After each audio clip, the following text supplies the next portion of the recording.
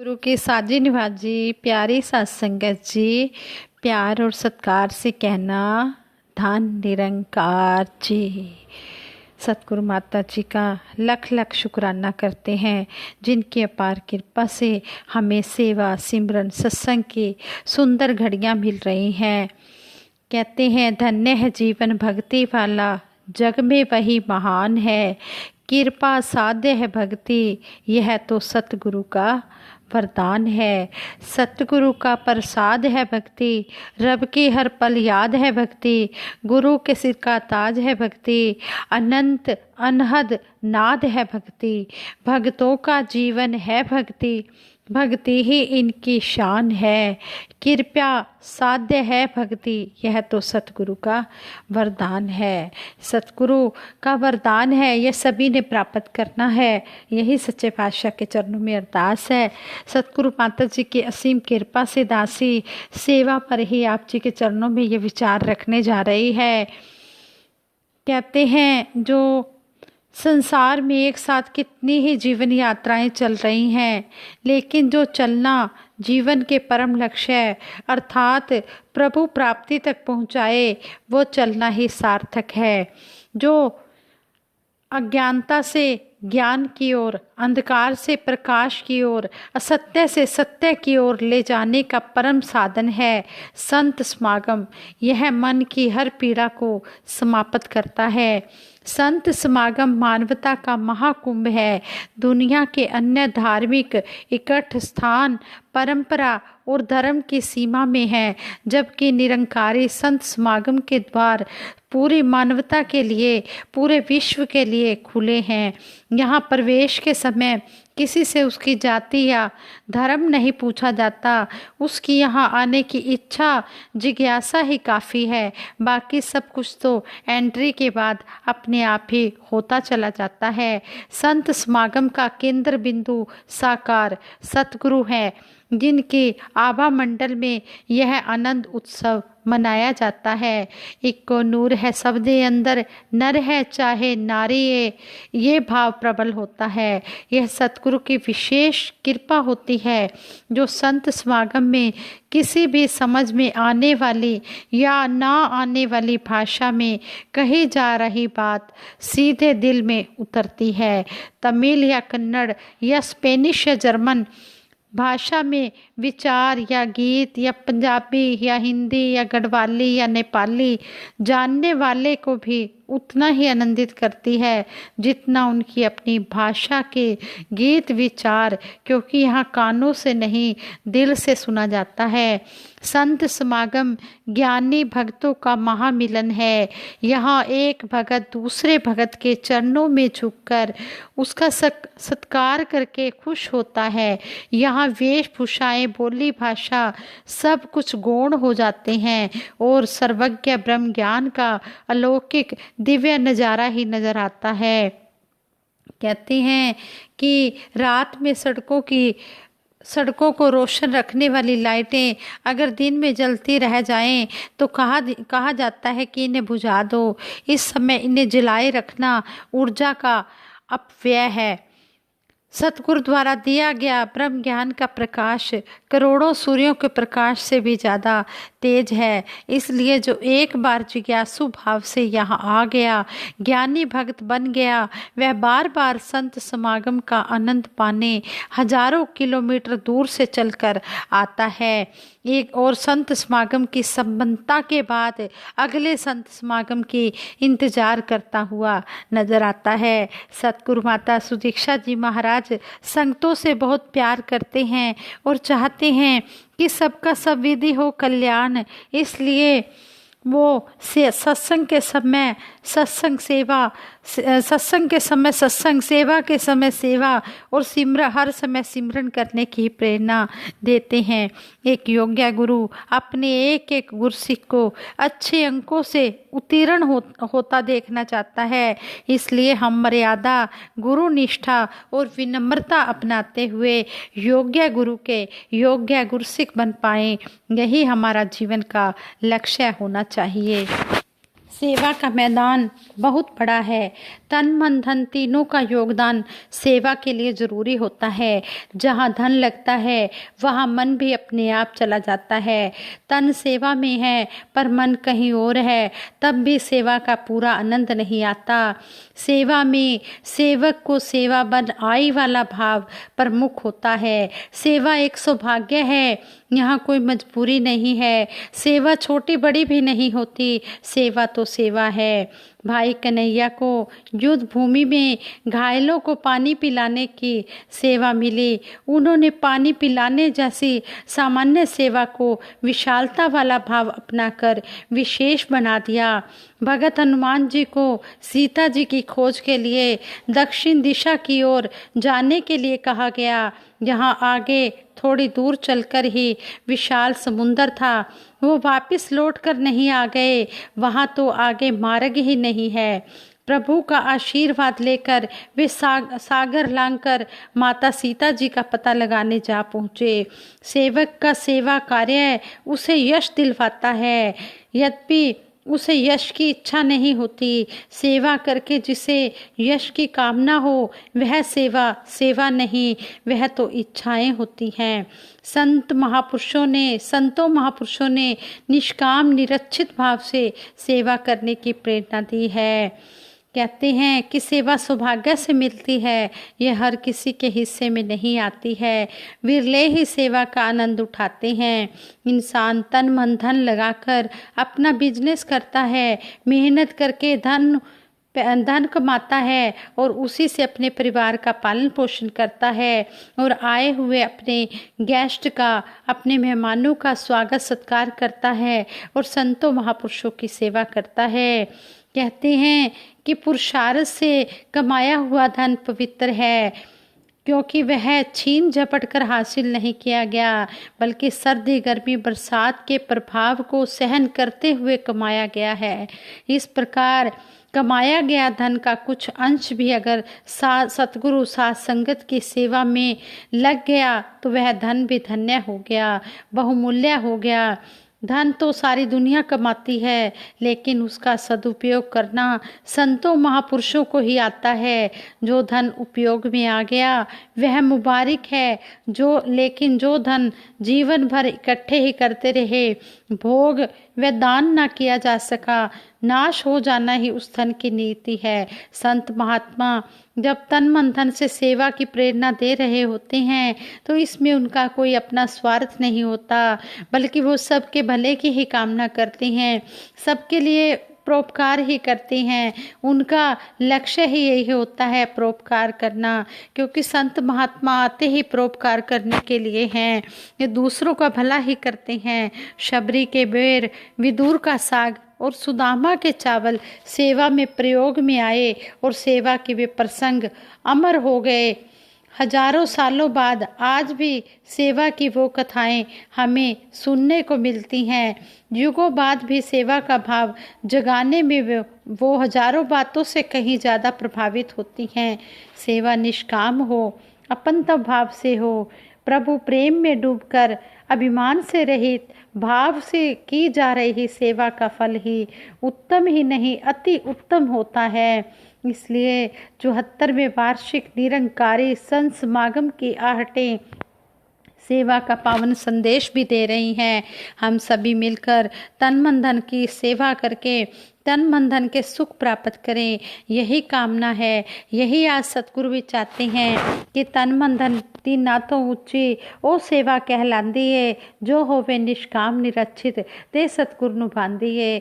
सतगुरु को भी वही सेवा अच्छी लगती है जो निष्काम भाव से सेवाएं की जाती हैं। सतगुरु सच्चा पातशाह सारे संसार को सुखी करने के लिए आया है और सभी को सेवा सिमरन सत्संग करने की विधि भी बताता है।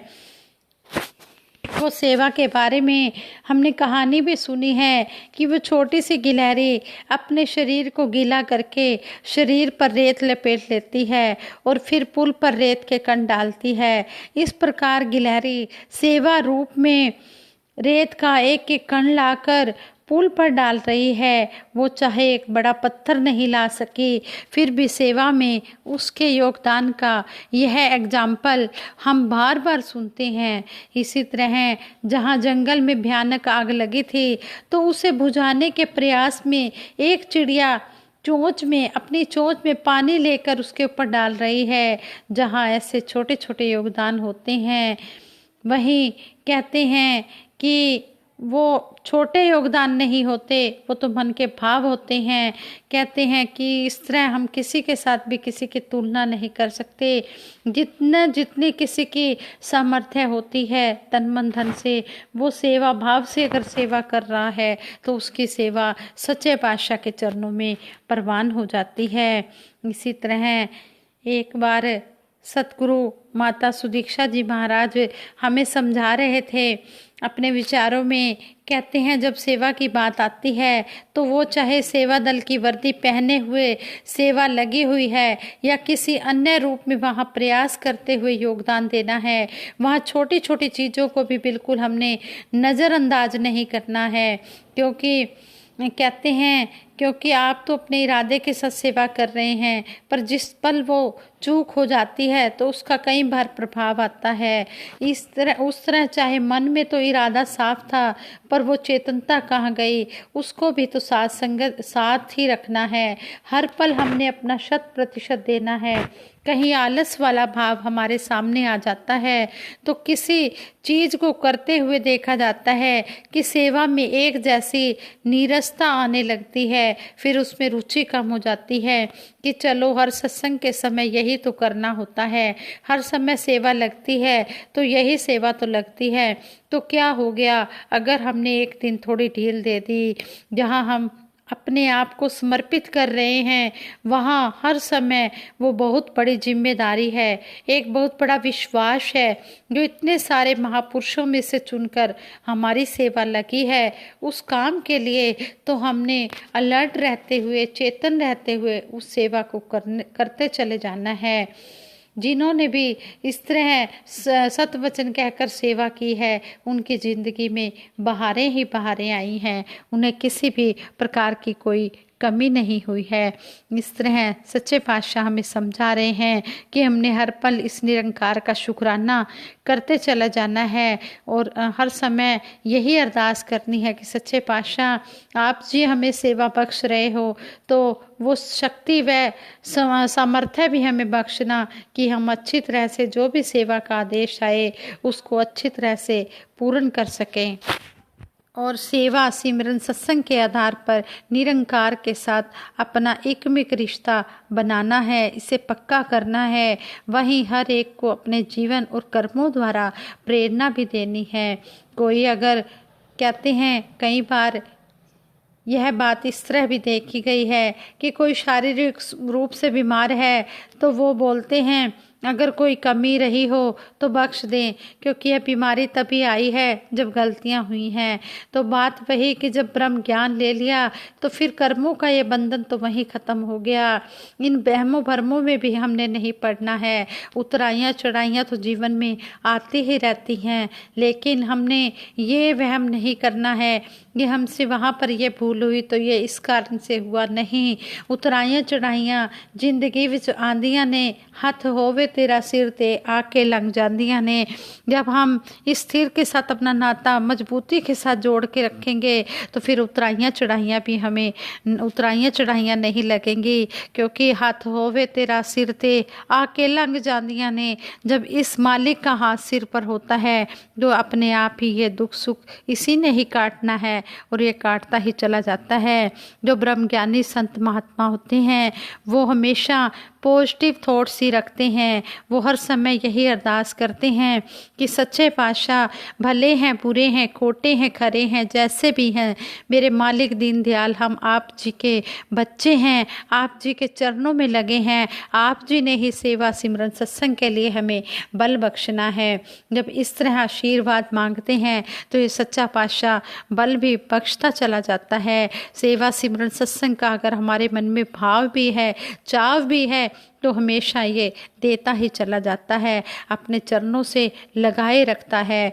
भक्ति दे दो सभी को बख्शनहार माता जी, हम सब बैठे हैं झोलियाँ पसार माता जी। सच्चे पातशाह सभी के हिस्से में ये सेवा सिमरन सत्संग आए और सभी खुशी खुशी चाव से भाव से ये सेवा करते चले जाएं, भक्ति का आनंद उठाते चले जाएं। जिस तरह है संपूर्ण हरदेव वाणी में सतगुरु बाबा हरदेव सिंह जी महाराज ने भी कहा है, सेवा सिमरन सत्संग के बिन भक्ति सदा अधूरी है, इन तीनों के संगम से ही भक्ति होती पूरी है। प्रथम भक्ति संतन कर संगा, सतगुरु ने सबसे पहला भक्ति की जो सीढ़ी बताई है वो सत्संग बताया है कि जब सत्संग में आते हैं तो सत्संग में आकर अगर हम मर्यादा से बैठे हैं, संतों महापुरुषों के दर्शन कर रहे हैं, मर्यादा में बैठकर सत्संग सुन रहे हैं, तो ये सब सेवाएं ही हैं। जब सत्संग में आते हैं तो सेवा भी मिलती है और कई महापुरुष सिमरन भी करवाते हैं तो सिमरन भी हो जाता है। इसलिए हमने सत्संग को पहल देनी है और सेवा के लिए जो भी हुक्म आए हमने किंतु परंतु किए बिना हमने उस सेवा को मानते चले जाना है। और कोई भी कुछ भी अगर कोई भी परिस्थिति ऐसी आ जाती है जिसमें हम थोड़ा सा परेशान हो जाते हैं तो हमने परेशान नहीं होना, हमने ये नहीं कहना इंज क्यों नहीं होया उंज क्यों होया, हमने अपनी नहीं चलानी, हमने सतगुरु की रजा में खुश रहना है। हमने यही कहना है कि सच्चे पातशाह जिसमें भी तू रखे हम उसी में खुश हैं, जैसे भी तू रखे हम उसी में राजी हैं, यूं भी वाह वाह है वैसे भी वाह वाह है। जिस तरह तू जिवें चलावें सन चलना आ जाए, तेरा केहा पातशाह सन मनना आ जावे। हे सच्चे पातशाह तू जिस तरह भी चलाए बस हम चलते ही चले जाएं। जीवन दा रथ इन्ने चलाना है, असा ते केवल बहना है। हमने तो बैठना है, बस ये जीवन की जो नैया है इसी ने ही चलानी है, इसी ने ही किस्ती चलानी है, जीवन का रथ इसी ने ही चलाना है। बस हमने इसके आगे समर्पित होकर रहना है। यही अरदास है सतगुरु माता जी के चरणों में। भगत हर समय संत समागम सेवा के रूप में तन मन धन की सेवा अर्पित करके अपनी भक्ति को मजबूत करता है और तन मन धन के सुख हासिल करता है और श्रद्धा पूर्वक विश्वास के साथ आनंद के साथ भक्ति करता चला जाता है। सबसे पहले सतगुरु ने हमें समझाया है कि विश्वास, जब हमारा विश्वास होगा तो भक्ति भी होगी और भक्ति होगी तो आनंद ही आनंद आता चला जाएगा। जिस तरह कहते हैं भगवान राम जी के युग में हनुमान जी ने अभिमान रहित होकर सेवा की तो उनका नाम आज युगों बाद भी सम्मान के साथ लिया जा रहा है। चाचा प्रताप सिंह जी और भाई कन्हैया जी की सेवा को याद करके लाखों भक्तों को सेवा की प्रेरणा मिलती है। हमें संतों भक्तों से सेवा की प्रेरणा लेनी है और मानवता की भलाई के लिए निस्वार्थ भाव से सेवा करनी है, क्योंकि मानव की सेवा ही भगवान की सच्ची सेवा है। कहते हैं घर परिवार की ही नहीं मानव मात्र की सेवा करना हमारे जीवन का लक्ष्य बन जाए और हम सब में प्रभु को समाया जानकर सभी की सेवा करें। सेवा से भक्त को संसार में मान सम्मान मिलता है, यश कीर्ति मिलती है, लेकिन उसको इसकी इच्छा नहीं होती। ये तो सतगुरु सच्चा पातशाह अपने आप ही अपने भगत की जय जयकार करवाता है। आओ 74वें वार्षिक निरंकारी संत समागम का स्वरूप सारे संसार के लिए सुखद और मंगलकारी हो, यही सतगुरु के चरणों में अरदास करें। जन जन के मन को राहत और सुकून देने वाला हो। सेवाओं के जो अवसर हमें संत समागम पर मिलते हैं वो हमारे सामने हैं। तन मन धन से सेवा हो, तन मन धन के सुख सबको हासिल हो, यही मंगल कामना है। सच्चे पातशाह जो घर बैठे आनंद इस समागम का ले रहे हैं, यह भी सेवा है।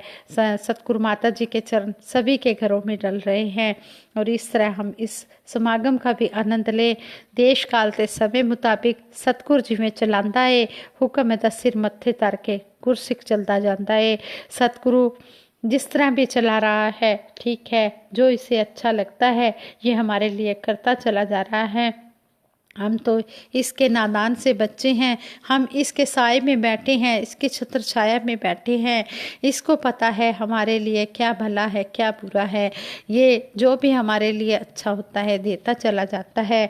सतगुरु के चरणों में यही अरदास है सच्चे पातशाह, जिस तरह आप जी ने ये हमें ब्रह्म ज्ञान दिया है तो इसकी हम संभाल भी कर पाएँ, यही हमें आशीर्वाद देना। यही हमें आशीर्वाद देना। हम सतगुरु के फरमान को अपने अपने मनों पर अंकित करें और इनके हर वचन को खुशी खुशी मानते हुए भक्ति का आनंद प्राप्त करते चले जाएं और अंतिम श्वास तक सतगुरु माता जी के चरणों में हर एक की तोड़ निभ जाए। यही सतगुरु माता जी से आशीर्वाद मांगते हैं।